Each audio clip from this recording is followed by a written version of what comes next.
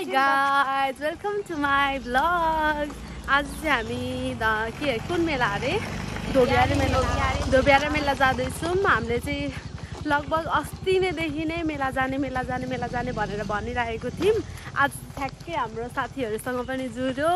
अनि उहाँ चाहिँ हुनुहुन्छ हाम्रो अमिषाजी, उहाँ चाहिँ हुनुहुन्छ हाम्रो ज्योतिजी र म छु तपाईहरुको प्यारी अंकिता अंकुमैचा। अनि हामी चाहिँ स्कुलदेखिको साथीहरू हो हैन। अनि सबैजना चाहिँ अब कता कता पुगेको थियौँ। अनि एउटै गाउँठाउँ भएपछि त यस्तो चाडबाडको बेलामा कहिले कहिले भेट हुन्छ नि त। अनि यही मौका जुराएर चाहिँ हामी मेला जाँदैछौँ। मेला पनि देखाउँछौँ अलिअलि। Okay bye. देखाउँदैछौँ अनि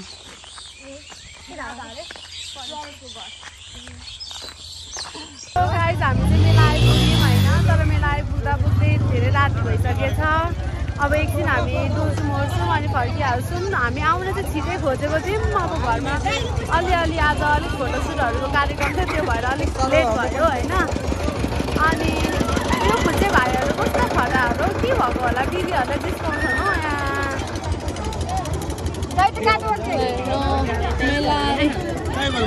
मेला झिलिमिली ओ सानोमा त कति हामीले यस्तोमा भिडियो बनाएको थियौँ थाहा छ होइन। आइज हराउँछ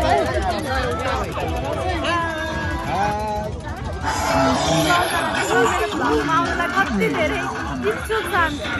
मेरो भ्लगमा आउनलाई मान्छेहरूलाई कस्तो आनन्द आउँछ क्या र के हो। सबैजना मेरो भ्लगमा आउँछन्। के हो तिम्रो नाम बहिनी परिचय पाम, हिमा जस्तै रहेछौ बिहानीको घाम, कता हिँडेको बिजुली बालेर, हाट भएर पट भएर ब्युटी भएर तिमी क्युटी भएर, हामी हेरेको हेरे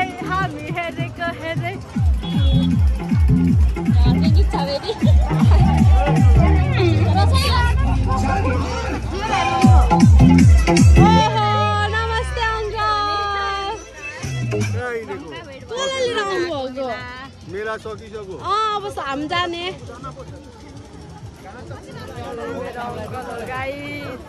राति भयो भनेर अहिले मलाई गाली गर्नुहुन्छ घर घरमा।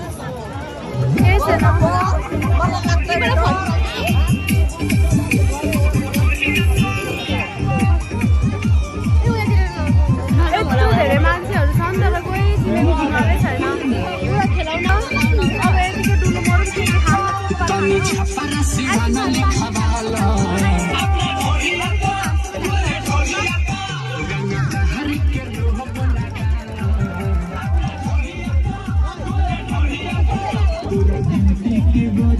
हाम्रो दुश्मन साथै भाइको दुश्मन साथै रे, दुश्मन हेरेको हेरे, भाइको दुश्मन साथै रे, दुश्मन हेरेको हेरे। ल गाइस हाम्रो चाहिँ मेला सक्यो होइन। तपाईँहरूले पनि मेला मजाले घुम्नुभयो होला। जति हामीले घुम्यौँ तपाईँहरूले पनि त्यति नै घुम्नुभयो, त्योभन्दा बेसी घुम्नु भएन। ल यही हो मेला चाहिँ हाम्रो के अरे धोबियारे मेला। र यो चाहिँ वैशाख 20 गते लाग्दो रहेछ। मलाई त थाहा थिएन, बिर्सिसकेको थिएँ मैले, पोहोर आएको थिएँ नि त। अनि त्यही भएर अब अर्को वर्ष पनि हामी यतै हुन्छौँ अनि फेरि आउँछौँ अनि फेरि भ्लग बनाउँछौँ। यही दुईवटा अनुहारलाई चाहिँ याद गरिराख्नु होला। यही दुईवटा अनुहारसँगै आउँछु गाइस। आजको दिन त ह्याप्पी एन्डिङ भयो। हामी त एकदम मजाले इन्जोय गऱ्यौँ आज। दिउँसोभरि पनि एकदम मजा आयो होइन। अनि अरू बेला चाहिँ जहिले एउटै डे क्या, same day repeatedly, no productive day पनि अनि केही इन्टरटेनमेन्ट पनि नहुने। अब आज चाहिँ दिनभरि पनि इन्टरटेनमेन्ट, अहिले बेलुका पनि इन्टरटेनमेन्ट। एकदम मजाले टाइम बित्यो हाम्रो। तपाईँहरूको चाहिँ कसरी टाइम बित्यो त गाइस? Comment down below. ए सब्सक्राइब सबैले च्यानललाई सब्सक्राइब अनि सेयर गरिदिनु होला। गरिदिनु होला।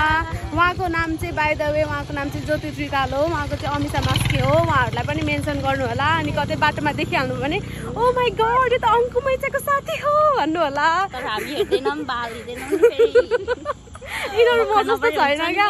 म मात्रै सबैलाई बाल दिने, म मात्रै सबैलाई हुन्छ नि ओ वाउ हाई भन्ने खालको मान्छे हो कि। यिनीहरू त गर्दै हिँड्छ नि फेरि। हामी त देख्यो भने अर्को पनि टाउको फर्काएर हिँड्छ। सो सो अब चाहिँ राति भयो हामी छिटो छिटो जानुपर्छ होइन अब यो भ्लग म यहीँ इन्ड गरिदिन्छु so thank you for watching stay tuned अर्को भ्लगमा भेटौँला फेरि by by love you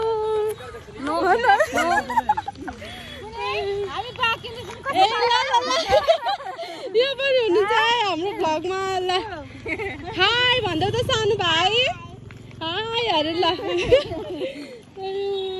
guys उहाँ चाहिँ हाम्रो रेस रनर म्याराथन एथलेट्स हुनुहुन्छ है उहाँ चाहिँ यता फर्किनुहोस् त ज्योतिजी उहाँको घरमा गएर म एक दिन उहाँको सर्टिफिकेटहरूको अनि कपहरूको सबै मेडलहरू कपहरू सबै भिडियो बनाएर म तपाईँहरूलाई देखाइदिन्छु ल अनि उहाँलाई पनि एउटा युट्युब च्यानल खोल्नको लागि म उयो गर्छु कसैले मलाई युट्युब च्यानल खोल्नको लागि आइफोन किन्ने पैसा पठाइदियो भने चाहिँ अभियसली है अनि त्यत्रो एथलेट्स भएर बेच्दिनु नि आफ्नो कपहरू आइफोन त कतिवटा आउँछ गाइज यहाँ है हाम्रो साथीको गति कस्तो छ बाउल भएर सुँगुरको मासु र राँगाको मासुको कुरा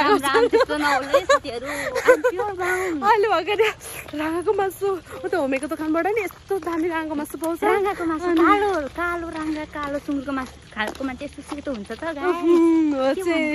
अमिता हेर त एकदम से जज्बात बदल दिए रिश्ते बदल दिए सब कुछ बदल दिए यो ब्रोइलर कुखुरा खाएको ब्रोइलर कुखुराको मासु खाएको अनि सेतो खसीहरू खाएको मासु ल्याउ यस्तो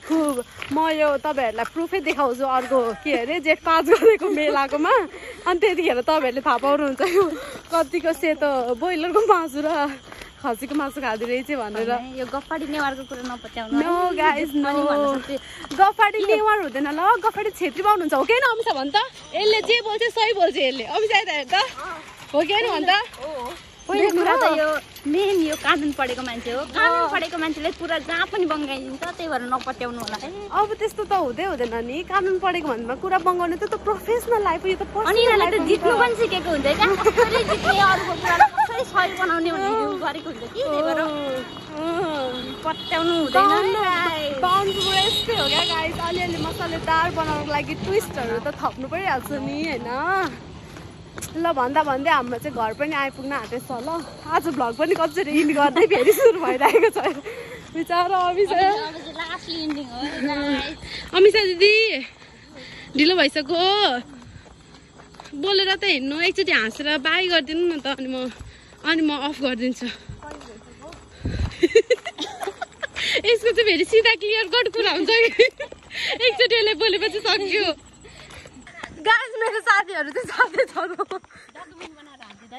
ल गाइज मेरो साथीहरू चाहिँ अब जाँदैछन् यिनीहरूलाई चाहिँ बिदा गर्नुपर्ने भयो होइन अनि ला रात परिसक्यो यिनीहरूलाई ल बाई बाई गर न त गाइज बाई अमिसा बाई गर बाई हामी फेरि भेटौँला फेरि माया मिसाउँला थोरै रङ्ग समयको भेटौँला अलिकति पर्छ पुऱ्याइदिनु ल bye guys that's it for today जाऊ ओके